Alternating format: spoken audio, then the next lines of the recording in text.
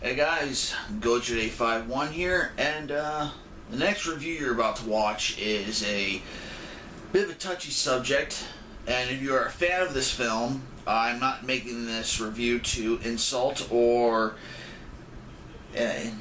insinuating bad things towards any fans of this film. These are my personal opinions. I respect yours, please respect mine. Okay, on with the review.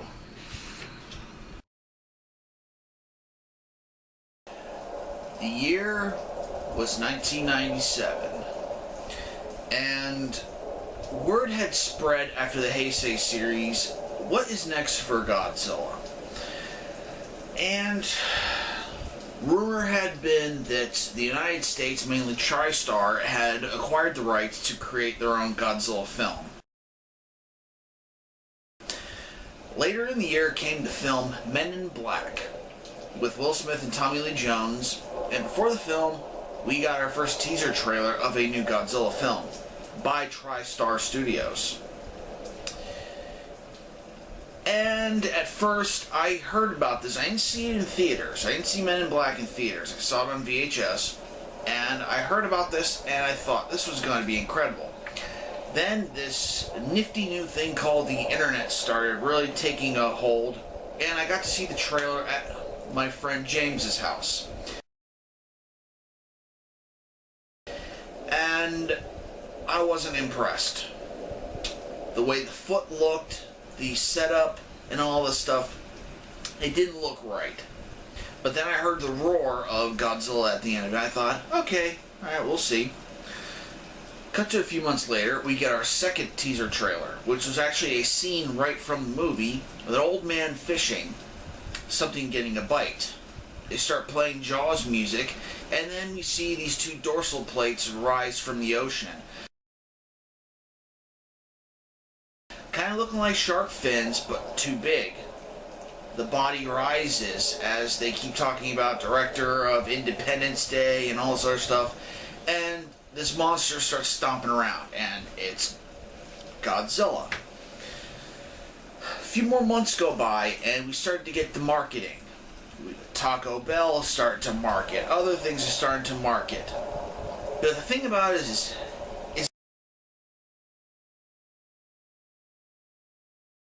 that they never show his face. They give you descriptions. His foot is the size of this bus. His tail is as long as, I don't know, he runs faster than an Osaka bullet train. Yeah. So they continue with this. And finally, the summer of 1998 comes, where Godzilla 1998 comes out, or just Godzilla in the theaters. And I saw the day it came out. Oh boy. This is my review / retrospective of Godzilla 98. Buckle up. The film begins out at sea, where a Japanese fishing ship is, doing its thing, heavy rain, when they get a sight on their radar, this massive being coming towards their ship. Suddenly, these claws rip through the side of the ship, killing everyone on board except for one. Cut to Polynesia, where the survivor is brought to a medical center, and we meet one of our first main characters of the film.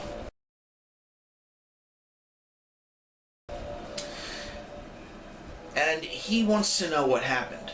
So he brings out this really cool looking lighter, and it makes this sailor, snap out of his being scared. And he says, Godzilla, being the thing that caused the destruction and the death of everyone else on his ship. Kind of like Godzilla 1984/85, so already I'm hooked. This sounds awesome. The way how Godzilla destroyed the ship, good stuff. So, we cut to a few days later, and we meet our main character of the film, played by Matthew Broderick.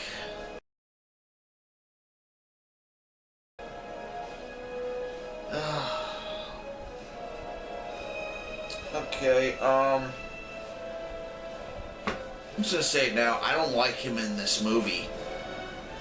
They're trying to portray him as a scientist, but he's just too nerdy. I don't know quite how to quite put my finger on it. They played him too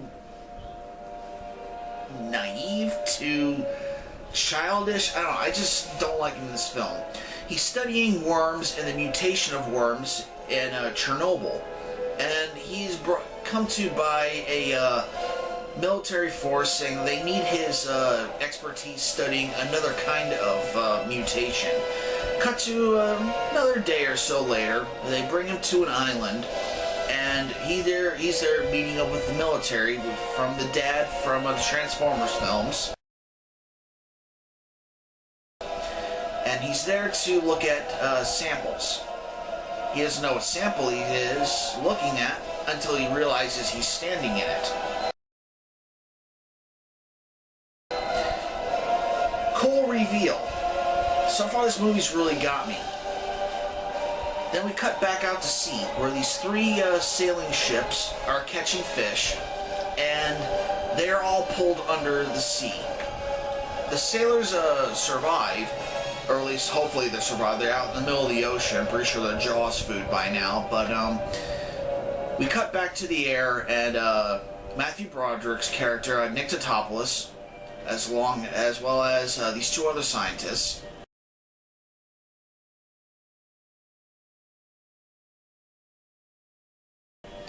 Are studying what they saw, and they're coming up with different ideas. Cut to New York City. And it is raining heavily out. That's the theme of the film. It is raining all the time in New York. And we start to see some of our other main characters. First we have this guy who's in charge of the news area. I'm going to call him Mr. Smithers. Okay, he's not Mr. Smithers, but you know, he's the voice of Mr. Smithers on The Simpsons. Next we have this young lady named Audrey.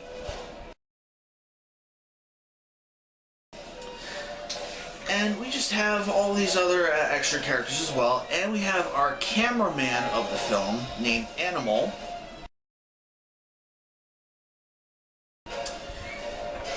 Who's Apu, but okay. Dr. Totopoulos and the military start arriving at New York City when we cut to our scene from before where the old man is fishing and the massive being comes from the ocean. Godzilla. However, we don't see him. And the CG is garbage. Okay. During the day, Godzilla looks like garbage. Okay. He's stomping around, eating fish. You know, stepping on things. He's not really destroying things. Seemingly just looking for food. Which is kind of contradicting what the trailers were showing. Showing that, you know, this is massive monster, born of nuclear tests. You know, the beginning of the movie shows before the Japanese ship is destroyed. You know, nuclear tests, this iguana, you know, being destroyed by the nuclear bomb, the egg. It just seemed like this monster is going to be this destroyer. And in all the scenes that they showed during the commercials, just seemed like this thing's going to be a destroyer. It's really just there eating. Okay. As Godzilla walks past this window, we get a small glimpse of his face. As Bart Simpson says that the news story just walked by the window. Okay, it's not really Bart Simpson, it's the voice actor. Okay, so the last Simpsons thing I'm going to bring up with this, okay? So the military all comes together. New York is being evacuated. As we see, some buildings have been destroyed. And they start devising a plan. Meanwhile, the Frenchman from earlier has arrived in New York City, and he's there with his French team. What are they doing there? Don't know yet. And they're spying on the Americans, trying to deal with Godzilla. And they set up a plan. Well, why is Godzilla here? Well, it's an island. You know, Manhattan is an island, and he's hungry. So let's feed him, draw him into a big area, Times Square, and we can destroy him. And they do that. They dump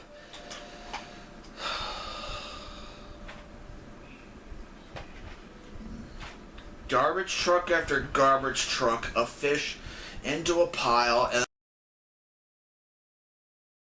we get the line that makes this movie start to go off the rails. That's a lot of fish. Just... they really thinking when they wrote this, but okay. They're setting up the fish as Jean Reno's character is looking on, and he sees that, this is clever. However, the smell isn't really going throughout New York they want it to. So they start opening manhole covers, and the ground starts to split, revealing our design for Godzilla in this film. Take a look.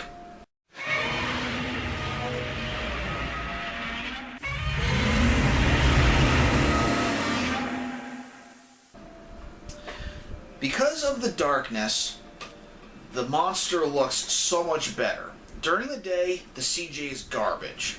During the nighttime, mwah, beautiful. And a lot of things have been said about this film, but one thing for certain, a lot of people say that it's all CG that has no soul. That's not entirely true. There are a lot of practical sets made for this Godzilla. The head is a real functioning head, the mouth, and, just all that stuff.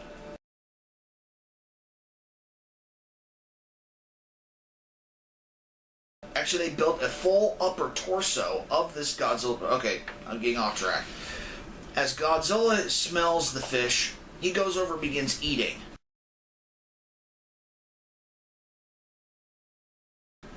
And as everyone's caught in awe, our sergeant guy, O'Neill, is told to begin attacking. And they all start firing at Godzilla. Nothing happening. Okay, so they got that right. Then we get this really cool helicopter chase scene. And they're firing at Godzilla with these missiles, and he's cold-blooded. They're using heat seekers. Nothing's working. They end up destroying the top of the Chrysler building. Interesting. But then we start seeing something weird about Godzilla in this. He's running all the time. He's not staying and fighting. That's not Godzilla. That's a totally different monster. But, okay, let's go along with it, because it's a new film, so just can't expect to have everything the same.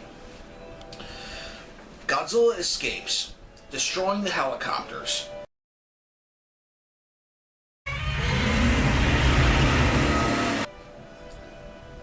Nick Totopoulos finds a blood sample. And he finds this girl from earlier, Audrey, who's actually his ex-girlfriend, who he wanted to marry. But she said no and ditched him. But now they come back together. They're having tea out of beakers. Weird stuff. Nick Totopoulos buys a bunch of pregnancy tests. Okay. And he starts using the pregnancy tests with the blood that he found, and he finds out something very weird. That Godzilla is pregnant.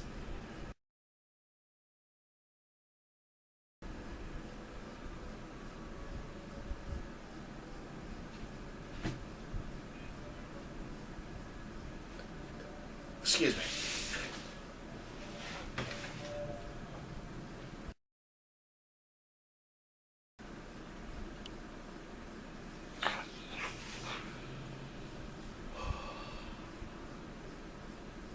I've never said this about a Godzilla film, but that was some grade A stupid. Okay. So anyway, to move on, Totopoulos is saying that Godzilla's pregnant. No one believes him, And Audrey actually stole one of the tapes from another scene and showed it on the air of the news. Totopoulos is fired.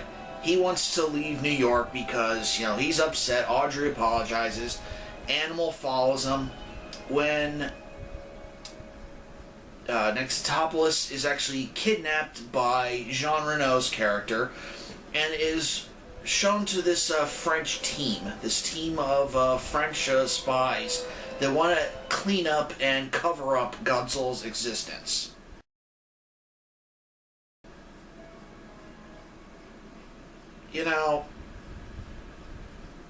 This thing is huge. It's running around. Everyone is seeing it. There's no way you're going to cover this up.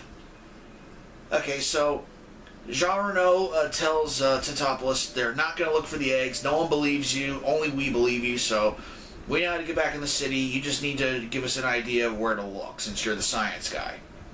Meanwhile, the U.S. military is setting up another fish trap.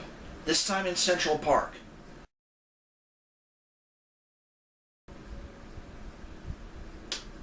Why didn't they just do that in the first place? Yeah, I know, we needed an action set piece, but why didn't they just set it up in Central Park in the first place? No collateral damage, no buildings.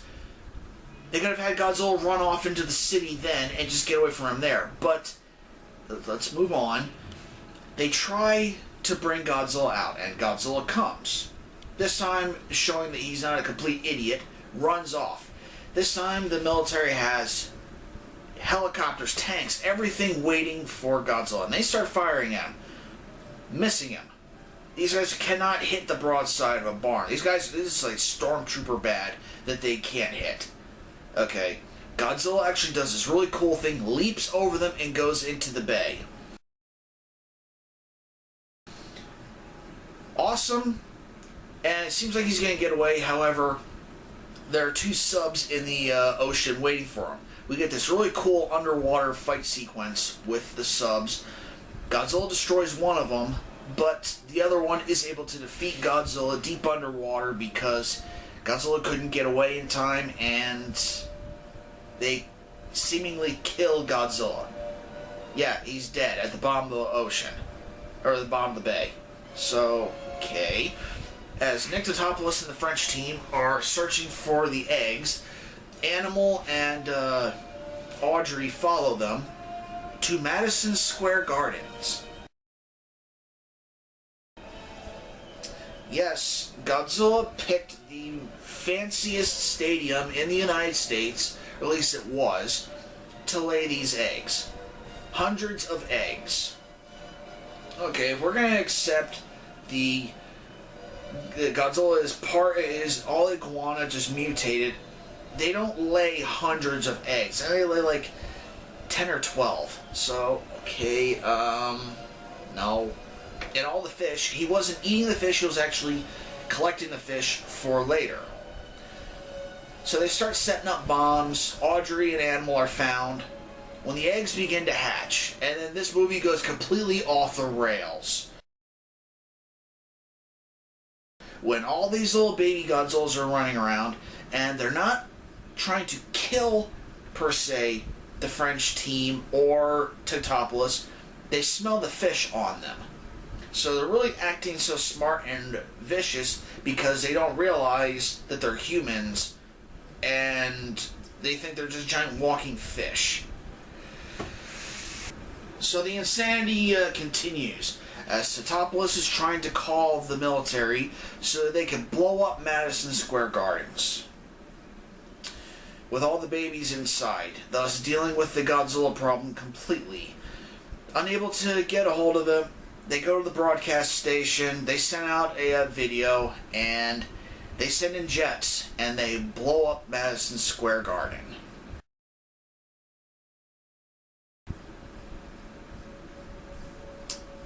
Okay.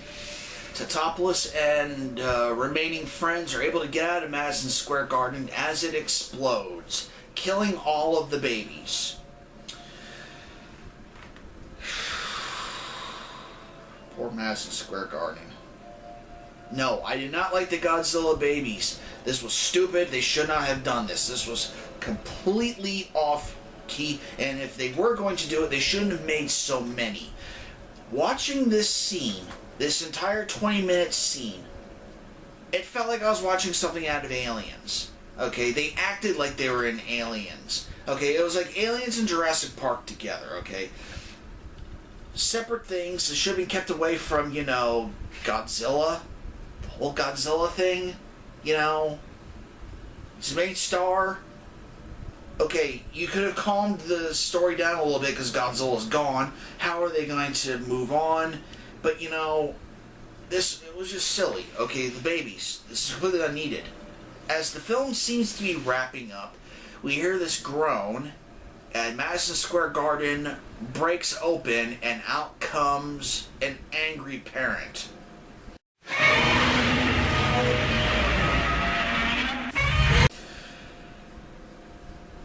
And we have this really cool chase sequence where Godzilla chases after Totopoulos and friends, and something that's been bothering me this whole time.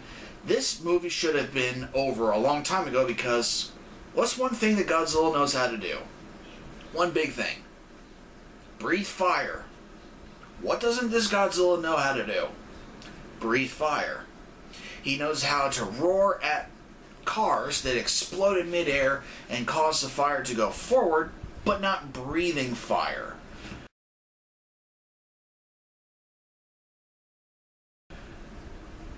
Even though the promotional footage that they showed and the promotional trading cards that they set out for it all have pictures of Godzilla breathing fire.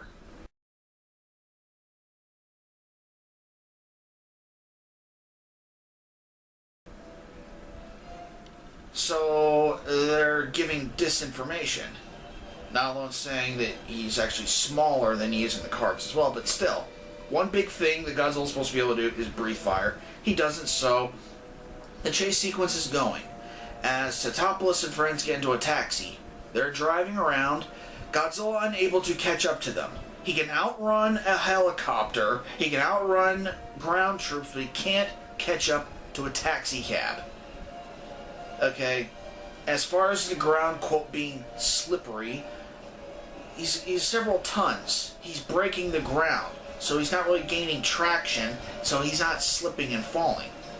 So, listen, let me say that. He actually slips and falls. MTV did a really funny skit where Christopher Lloyd dropped a banana peel out a window, and he slipped and fell. Good stuff. And they're getting away as Godzilla chases them to the Brooklyn Bridge. He gets caught up in the wires, which looks phenomenal,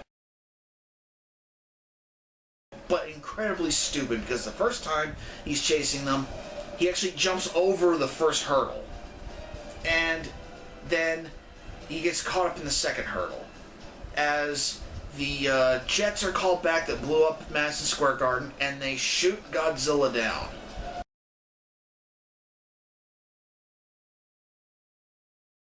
With conventional weapons.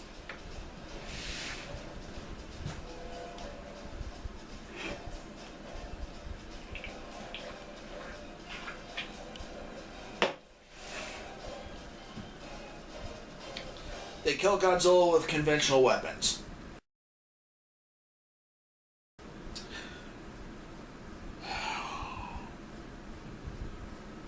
Godzilla at his weakest in any other franchise, whether it be the Showa, the Heisei, or the upcoming, 2014 film, all that stuff, and 2016 film, all that. Conventional weapons do not harm Godzilla. This was a complete fail. Okay, they could have thought of any other way to wrap this movie up, but they went for the easy way, and that was just unacceptable. They kill Godzilla. He falls down dead as Jean Reno's character takes the tape that Animal had and says that he's going to make modifications so no one knows that Godzilla exists. Everything seems fine, except for deep in the rubble of Madison Square Garden, we have one final egg, which cracks open and reveals, yeah, that was Godzilla 1998, as we have Puff Daddy singing in the credits. Don't have a problem with Puff Daddy, but the song just does not feel like it deserves to be in this or to fit in with it. So that's Godzilla 98. What did I think about this film? I saw this film the day it came out. I saw this film the day after it came out. I saw this film a grand total of 8 times in the theaters. Most of the time I went and saw it was with my friend James, or the other times I did see it, I went by myself. First time I saw it with my dad. Then I saw it a few times by myself, and then the other time I saw it with my friend James. He really liked it. I didn't. I felt something more should have happened at the end. I kept on saying to myself, okay, alright, this isn't really Godzilla. Where's the real Godzilla? Where's the thing coming up? Just no. That was it. Complete fail of a film. The acting was subpar. My favorite character in the film was Jean Reno's character. Everyone else in this film, I just didn't like. Except for maybe O'Neill, but he didn't really have many speaking lines. So it's like, and Roland Emmerich and Dean Devlin, you know, the past few films that they released, you know, Independence Day and others, have all gotten, you know, bad reviews by Siskel and Ebert. So they actually put a Siskel and Ebert type group of people, guys, in this movie to, you know, make fun of. Does that have any payoff? No, it doesn't.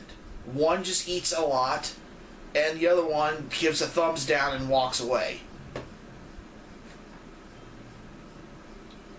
They didn't even do anything with. They didn't even do anything with the payoff for that. They just like, oh, oop. I guess they're banking on getting a sequel, but no, this was shut down right after it came out. Yes, the movie did make money, but it was critically panned, and since it's almost 20 years later, I really don't feel bad, you know, beating on this movie.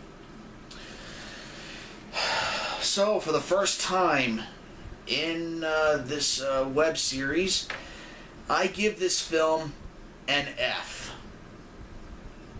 This movie fails altogether. But there are some things about this film that are worth knowing and worth looking into. Mainly the making of this film. A lot of work did go into this film, and I give them, if I was wearing a hat, I'd take my hat off to them. A lot of work, Patrick Tatopoulos,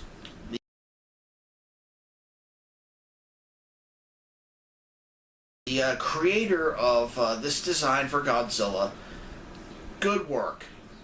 All the miniatures that he created for Godzilla to interact with in this film, good stuff. Outstanding work. Guy's a genius. Go look up his work. I think he did the work for the Underworld films, especially for the Lycans. He's done other films, you know, creating giant monsters. He was on that TV show on Sci-Fi Channel where you create your own monsters. You know, kind of like Hell's Kitchen, but, you know, with creating monsters. I think it's called Face Off or something. Good stuff. Give that a watch. Guy was awesome. Completely wasted in this film.